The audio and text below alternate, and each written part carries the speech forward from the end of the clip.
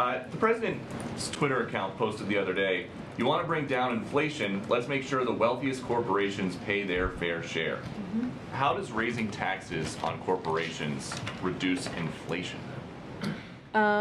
So, are you talking about a specific tweet? He tweeted, you want to bring down inflation, let's make sure the wealthiest corporations pay their fair share.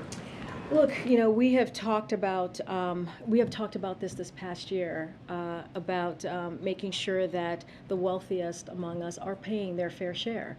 And that is important to do, and that is something that the president has been working on every day when we talk about inflation and lowering costs. And so it's very important that as we're seeing costs rise, as we're talking about how to build a America that's safe, that's equal for everyone and doesn't leave everyone behind. That is an important part of that as well. But how does raising taxes on corporations lower the cost of gas, the cost of a used car, the cost of food for everyday Americans? So look, I think we encourage those who have done very well, right? Especially those who care about climate change, to support a fair tax code that doesn't charge manufacturers, workers, cops, builders a higher percentage of their earnings, that the most fortunate people in our nation, and not let that stand in the way of reducing energy costs and fighting this existential problem, if you think about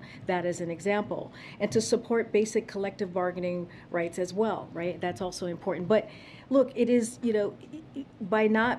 without having a fair tax code, which is what I'm talking about, then like manufacturing workers, cops, it's not fair for them to have to pay higher taxes than the folks who are not paying taxes at all. But what does that have to do with inflation? The president said, you want to bring down inflation, let's make sure the wealthiest corporations pay their fair share. Jeff Bezos came out and tweeted about that. He said the newly created disinformation board should review this tweet. Would you be okay with that?